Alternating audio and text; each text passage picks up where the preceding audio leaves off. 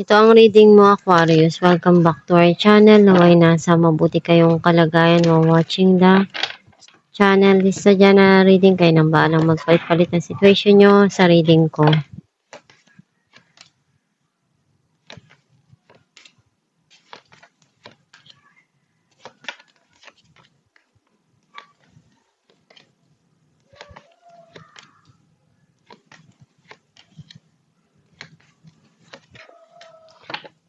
At the bottom of the deck, King of Wands. I feel like ang nasisense ko na energy mo, nakita ko na andun yung kapag gusto mo, gagawin mo lahat. Wala kang susukuan, hihindian. Basta andun yung passion mo, ibibigay mo yung lahat para makuha mo kung ano yung gusto mo. Ang mensahe ng card mo, meron ka pang gustong maabot sa buhay pero hindi mo alam kung paraan mo gagawin.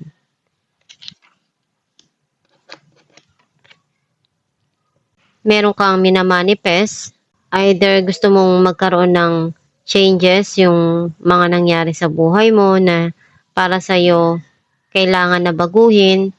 Some of you, meron ditong darating na travel. Merong nagpapalungkot sa'yo ng sobra-sobra and nadidepress ka dun. Sobra kang nasasaktan.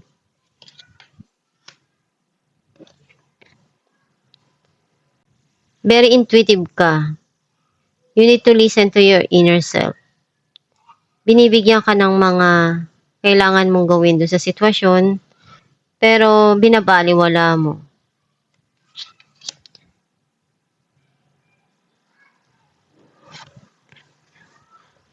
Andun yung umaapaw na pagmamahal na binibigay. Mga tao nagmamahal sa'yo na nanatiling nandyan para sa'yo. Some of you, may tao na gustong ipakita or iparamdam yung pagmamahal na nararamdaman niya sa puso niya. Or may darating dito na bagong pag-ibig para sa'yo. May darating na celebration or meron ditong pagkikita na mangyayari.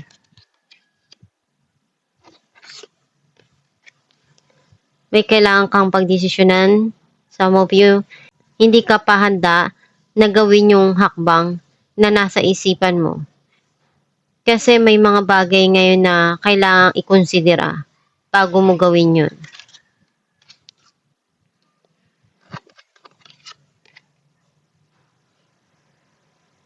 May tao na gustong kumausap sa'yo. Some of you, may gusto kang sabihin, gusto mong ipaliwanag kung nalalaman mo dun sa sitwasyon.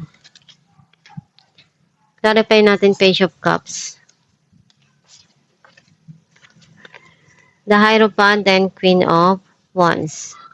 Kung ano yung magpapasaya para sa'yo, yun yung gawin mo. Kung hindi ka naman masaya dun sa mga ginagawa mo, sayang yung effort mo. And palagi mong binibigay yung lahat ng kaya mo. Clarify natin ang Nine of Swords. Eight of Swords and Four of Wands. Feeling mo andun ka sa trap na relationship. Hindi mo alam kung magiging masaya ka ba doon. Kasi marami kang pinagdadaanan ngayon na nai-stress ka. May mga gumugulo sa isipan mo. And kung ano yung mga gumugulo sa isipan mo, unti-unti mong maiaalis yung sarili mo doon. Magkakaroon ka ng peace of mind. And magiging masaya ka rin. Lahat ng mga bagay na gumugulo sa'yo dati, unti-unting mapapalitan niya ng kasiyahan. Clarify natin na Ace of Cups. The Star and King of Pentacles. Itong tao na to pinag-iisipan niyang mabuti kung ano yung hakbang na gagawin niya. Ayaw niyang magpadalos-dalos ng mga desisyon. Kailangan kung gagawa siya ng hakbang, alam niya sa sarili niya na sigurado siya doon. And iniisip niya na magkaroon ng pagsisimula dito, ipakita yung pagmamahal at magsimula uli sa relasyon. and gusto niyang ibigay lahat ng makakaya niya. Clarify natin the Hangman.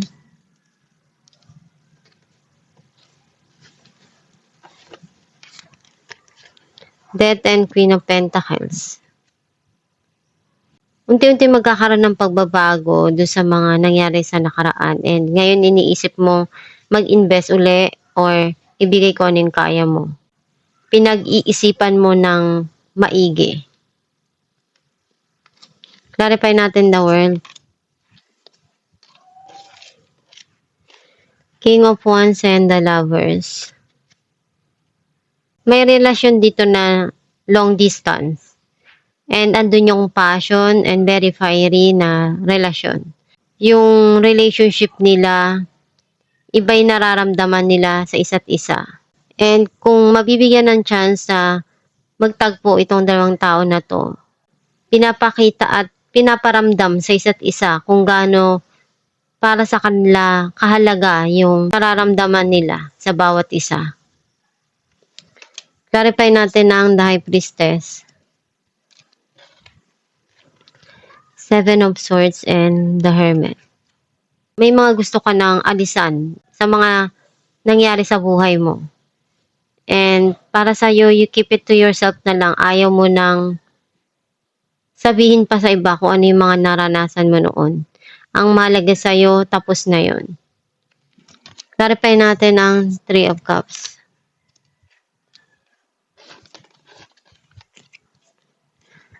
The Fool and King of Swords. Meron ditong pag-uusap na mangyayari and maaring may gusto kang puntahan, may aayusin ka at kakausapin. Some of you, meron kang aatenan na party. Clarify natin ang Knight of Swords.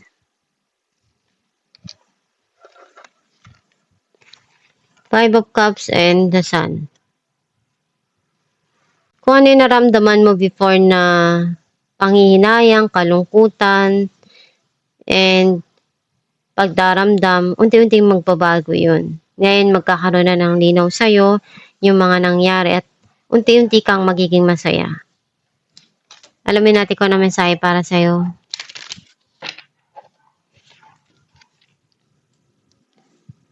When I'm in a state of appreciation, I'm in vibrational alignment with my true love nature.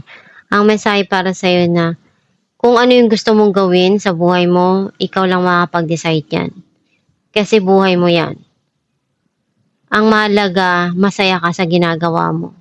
Kung ano yung binibigay sa'yo, ng Diyos Ama, ng universe, ng gabay mo, be thankful. Lahat ng meron ka ngayon, alam ng Diyos na deserve mo kung ano yung meron ka ngayon sa buhay mo. And kung meron kang pinagdadaanan na pagsubok, gawin mo lang yung kaya mo na malagpasan yon. Lahat ng mga binibigay sa buhay natin, mayroon diyang akma na solusyon. Kailangan mo lang alamin sa sarili mo kung paano mo i-handle, aayusin, at haharapin yung mga nangyayari sa buhay mo. Basta magsumikap ka lang palagi at magdasal ka para matulungan ka ng Diyos Ama sa mga pinagdadaanan mo. At itong yung reading Aquarius, kung nakaresonate ka, kindly comment down below. Thank you for watching.